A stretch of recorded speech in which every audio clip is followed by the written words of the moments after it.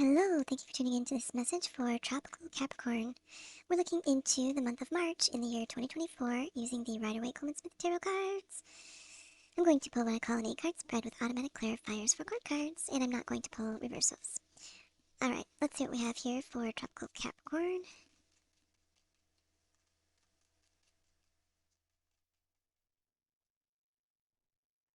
Okay, cards are ready. The overall theme is the Knight of Swords. This could be a Gemini person, a third house agent, so it could be a Piscean, or this could be a sixth house agent. Clarified by the Death card.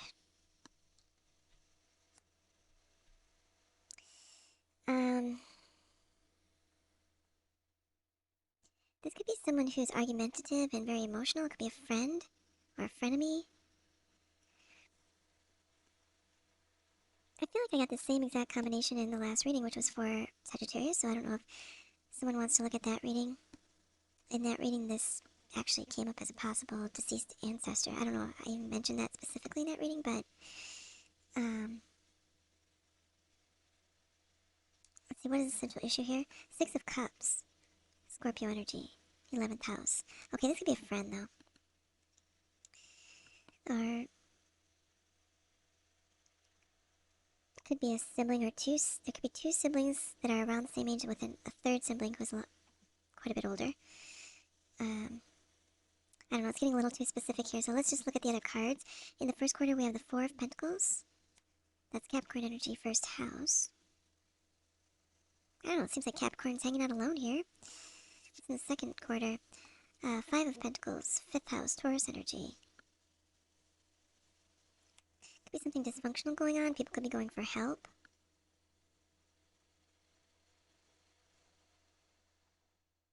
Something with a sibling and possibly a mother, or the sibling and the querent.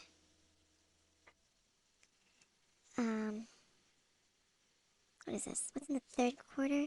Page of Cups, clarified by the Eight of Cups. This is Pisces' third house. Again, sibling. I don't know, this could be far-fetched, but I have to say, I keep getting something about a deceased family member. I think it's a sibling. Could possibly be a cousin. Coming up here and here, there could be some otherworldly form of communication. Or maybe someone has a dream about this person. And it's coming after something, there's some sort of family trouble. Or something's not functioning properly between another sibling and their shared parent. Or if it's a cousin, then it would be that cousin's aunt, mother, or the other sibling's aunt. Did that make sense? What's happening in the fourth quarter? We have the Ace of Pentacles. Some sort of gift? Someone may be realizing they have the gift of, I don't know, maybe they're an empath, maybe they're clairvoyant, maybe they're claircognizant, or very intuitive. Again, are those things real? I don't know. I'm just reading a story here that the cards are telling. So please use your discernment. It could be just something people are discussing or dreaming about. What's the advice? We have the Three of Wands. Aries energy, fourth house.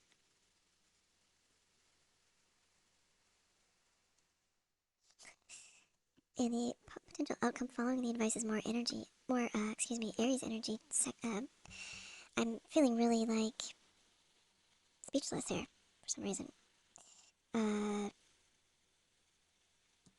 More Aries energy, fourth house.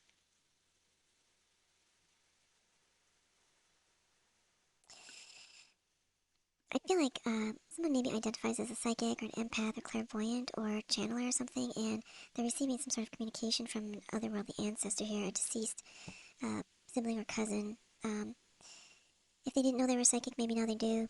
It could just be a story. It could be something, a story someone's writing. It could be a dream they had, so it doesn't necessarily have to be real.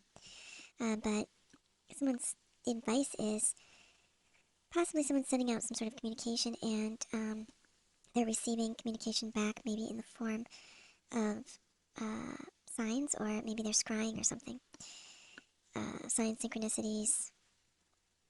So, I have to be careful with messages like this because I don't want to encourage people to, you know, operate under any misconceptions or illusions here. Because I don't know if these things are real, but a lot of people believe they are. So if you're that kind of person, maybe you're inclined to think this is something that could really happen, or, um, maybe this is just some food for thought, or I don't know. I'm, yeah, I'm just gonna leave that there because it is making me a little nervous to talk about this. So let's just get two more cards. I'm using the Alice in Wonderland Tarot deck and guidebook. The first card is going to possibly provide more information, insight, advice, clarity, and the second one may confirm this message. Let's see what happens.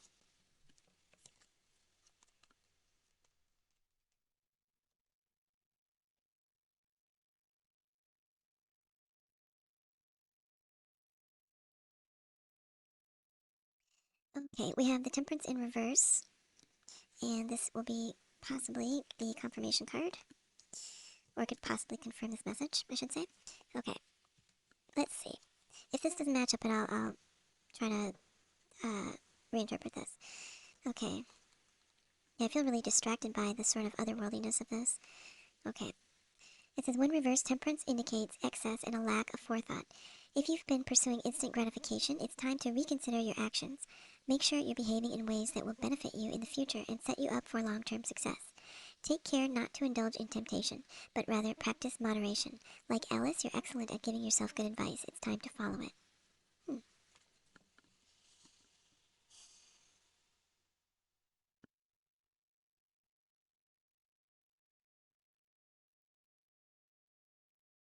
This could actually be something about someone who maybe is wondering if they might be, quote, a bad influence on a child by maybe using drugs in front of them, drinking in front of them, talking about these things.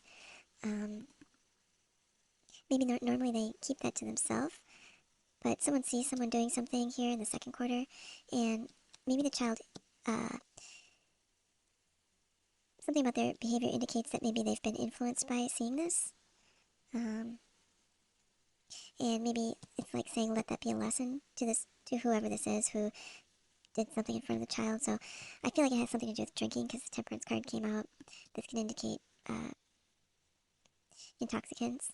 So it's the kind of thing where you drink, maybe it's just seems innocent. Maybe you're having wine at dinner, but the child notices, and then maybe they try to sneak into the wine cellar or um, the whatever it's called. Okay, could be that. In that case, the advice is saying to watch um, what you put out there, and also um, how you're influencing the innocent people around you, or watch how someone else is influencing the innocent people around you. Um, and then in that case, the potential outcome is maybe indicating, yeah, because these are fourth house energies, and fourth house can rule over early childhood experiences. So just be mindful of um, how people are behaving around the child because they're very impressionable and they do notice things that maybe you don't notice. You think they're innocent, but to a child, it can create some sort of curiosity and temptation that could be unhealthy for them. Okay, that's another possible interpretation. Um, okay, so we have the Two of Cups here. Let's see what that says.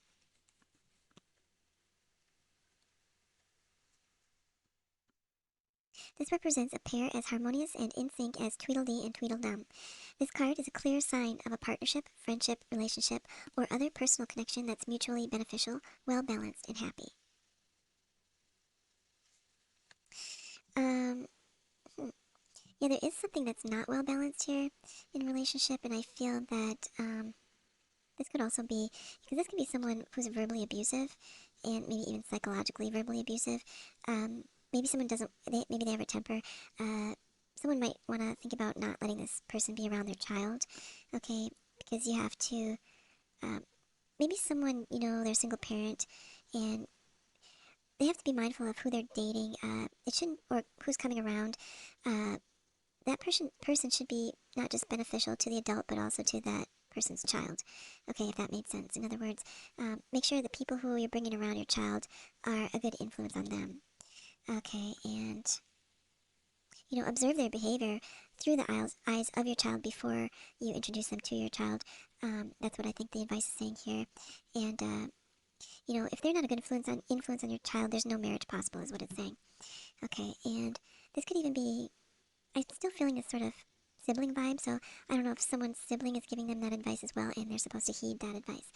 Okay, that was very specific, so let's try to expand this a little bit into a metaphor. And it's just saying, sometimes, we take our own actions for granted. We're just used to being the way we are, and sometimes it does benefit us to every once in a while take a step back and check ourselves, and maybe look at ourselves objectively, maybe through the eyes of the people around us. And if we can sort of put our ego aside and do a little self-evaluation from time to time, we can learn some really important lessons, and that can benefit us greatly in life. Um,